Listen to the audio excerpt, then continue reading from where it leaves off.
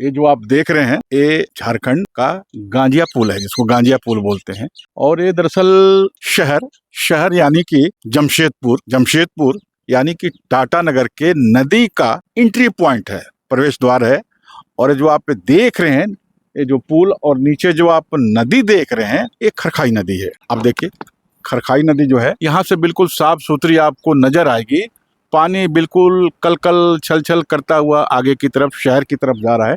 बाएं तरफ आप देखेंगे तो बिल्कुल आपको दूर तक नदी दिखाई देगी और पानी बिल्कुल साफ सुथरा, जो आगे जाके शहर में जाके इस पानी का क्या हाल है ये हम आपको दिखाएंगे। एक खरखाई नदी का एक नदी अभी बाकी है जो इस शहर के किनारे किनारे ही जाती है, वो है स्वर्ण रेखा नदी।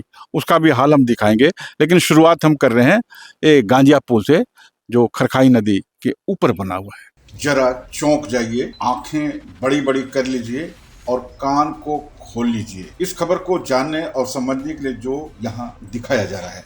आपका नगर टाटा नगर यानी जमशेदपुर के नदियों का पानी उतर चुका है, गंदा हो चुका है, बिल्कुल विषैला। मछलियां मर रही हैं, गाय भैंस और अन्य मवेशी इसे पीकर बीमार पड़ रहे हैं। और अगल बगल के खेतों में जो थोड़ी बहुत सब्जी की खेती होती रही है वे सब बेस्वाद और विषैली होती जा रही हैं। शुक्र मनाइए कि इस शहर के बीचों बीच दो नदियां बसती और बहती हैं, स्वर्ण रेखा और खरखई। दोनों नदियों का अपना खास महत्व भी है। यह भी सौभाग्य की बात है ही मानिए कि इस शहर के एक कोने जिसे दो मुहानी कहा जाता है, वहाँ दोनों नदियाँ आकर मिलती हैं, एक दूसरे की गले लगती हैं और फिर मिलजुल कर आगे बढ़ जाती हैं। यह इसका ऐतिहासिक और भौगोलिक पक्ष है। लेकिन चौंकिए यह जानकर कि दोनों नदियों का जल स्तर काफी नीचे गिर चुका है। वहाँ ऑक्सीजन की कमी पड़ रही है, जिसके कारण यह न जलचरों के लिए मुफीद जगह है और न ही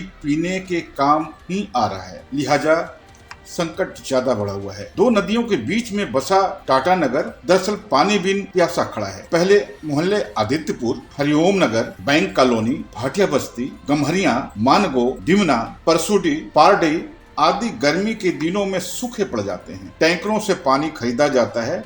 जो किसी मकान में किराएदार के तौर पर रहते हैं उनसे मकान खाली करा लिए जाते हैं।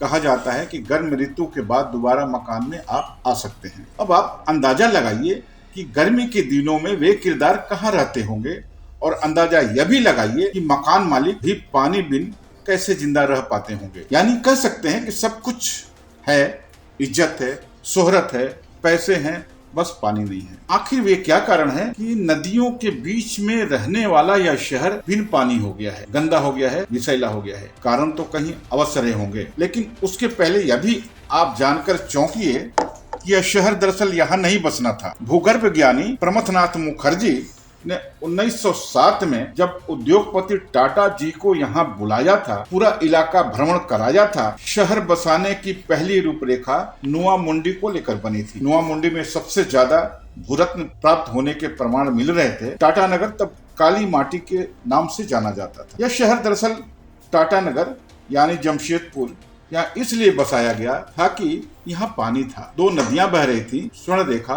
खरखई। टाटा नगर से कोसों दूर एक शहर है, आगरा से महज 35 किलोमीटर दूर फतेहपुर सिकरी। वहाँ बुलंद दरवाजा है, सलीम चिश्ती की दरगाह है, जोधाबाई की हवेली है और रसोई घर है। संगीतकार तानसेन ने वहाँ बादल दाग गाया था और पानी बरसाया था, सब जानते हैं। बादशाह अकबर ने फतेहपुर सिकरी को अपना राजधानी बनाया था, लेकिन वहां से तुरंत भाग निकला। जानते हैं क्यों? कि वहां सब कुछ था, बस पानी नहीं था, तालाब नहीं था, नदियां नहीं थी। लिहाजा वह शहर आबाद होकर भी बर्बाद हो गया। यह किस्सा हम आपको इसलिए सुना रहे हैं कि टाटा नगर में सब कुछ है, चकाचौंध और हर सुविधा वाला शहर है। यहाँ तालाब है, दो खूबसूरत नदियां हैं, बस एक ही चीज की कमी है, इन दोनों नदियों की हम देखभाल नहीं कर पा रहे हैं, बल्कि उससे कब्जा कर रहे हैं, गंदा कर रहे हैं, विषैला कर रहे हैं। ऐसे हालात में ये याद रखिए कि आपका नगर टाटा नगर कहीं फतेहपुर सिकरी न बन जाने की स्थिति में आ जाए। कैमरामैन सरवन और अमन सिंह के साथ मैं कृपा शंकर, सोशल संवाद के लिए शुक्रिया।